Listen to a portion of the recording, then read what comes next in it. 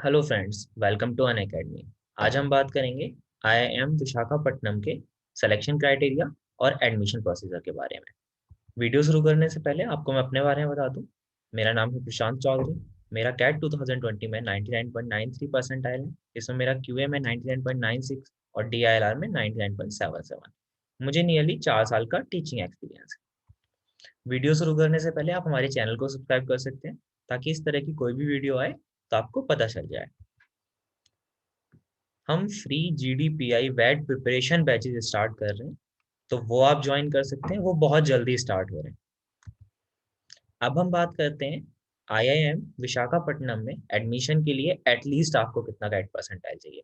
तो देखो, अगर आप जनरल कैंडिडेट हैं तो ओवरऑल आपका 85 और तीनों सेक्शंस में एटलीस्ट 80% होना चाहिए।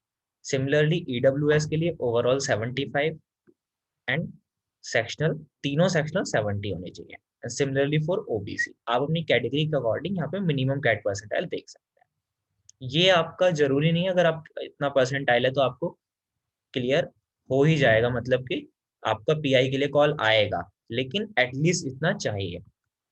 अब हम बात करते हैं फेज 2 के लिए शॉर्ट लिस्टिंग। तो देखो, इनिशियल आपका जो एलिजिबिलिटी क्राइटेरिया था, अगर वो फुलफिल हो रहा है तो आपको फेज 2 के लिए शॉर्ट लिस्ट किया जाएगा।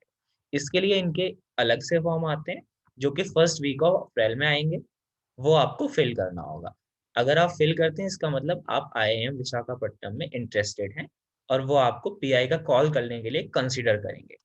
यहाँ पे आपका 10th और 12th का जो परसेंटाइल होगा वो नॉर्मलाइज होगा। नॉर्मलाइज करने के लिए आपके बोर्ड का जो 90th परसेंटाइल स्कोर होगा उससे आपका परसेंटेज स्कोर डिवाइड कर दिया जाएगा। एंड सिमिलरली जो आपका बैचलर डिग्री का होगा वो भी नॉर्मलाइज कर दिया जाएगा।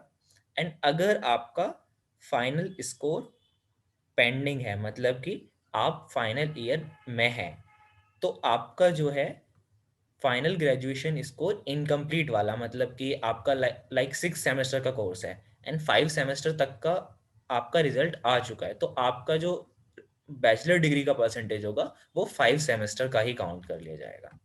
अब हम बात करते हैं ये प्रोफेशनल कोर्सेज में क्या क्या कंसीडर करते हैं। देखिए, CA, cost accounting, company secretaryship या फिर कोई सर्टिफिकेशन लाइक सीएफए लेवल 1, ये सब आपका प्रोफेशनल कोर्स में आता है।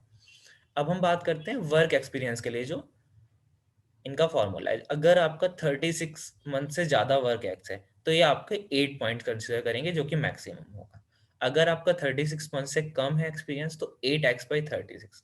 सपोज कर लेते हैं आपका 18 मंथ से है वर्क एक्सपीरियंस, तो एक्स की जगह पे आप 18 वैल्यू पुट करोगे, आपका स्कोर फॉर वर्क एक्सपीरियंस आ जाएगा 4। तो ये आपका हो जाएगा वर्क एक्सपीरियंस स्कोर। और ये जो आपका वर्क एक्स काउंट किया जाएगा ये जुलाई 2020 तक काउंट कर दिया जाएगा। अब हम बात करते हैं पीआई के लिए शॉर्ट लिस्टिंग की।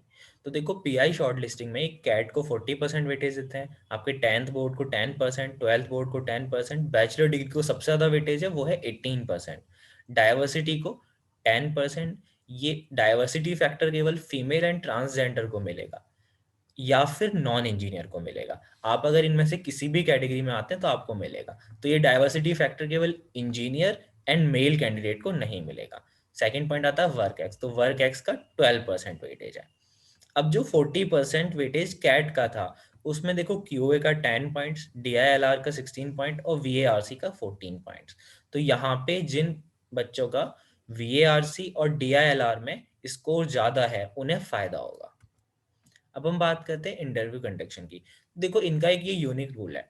अगर आपको किसी भी आईआईएम से बैंगलोर, कलकत्ता, कोझिकोड, लखनऊ या इंदौर इनके पीजीपी या पीजीपीएम प्रोग्राम से कॉल आया है और आपका इंटरव्यू कंडक्ट हुआ है, तो आपका वही स्कोर आईआईएम विशाखापट्टनम मान लेगा। मतलब वो रेस्पेक्टिव जो भी, जैसे मान लीजिए आपका आईआईएम बैंगलोर में इंटरव्यू हुआ तो सेम स्कोर आपका आईआईएम विशाखापट्टनम में कंसिडर कर लिया जाएगा।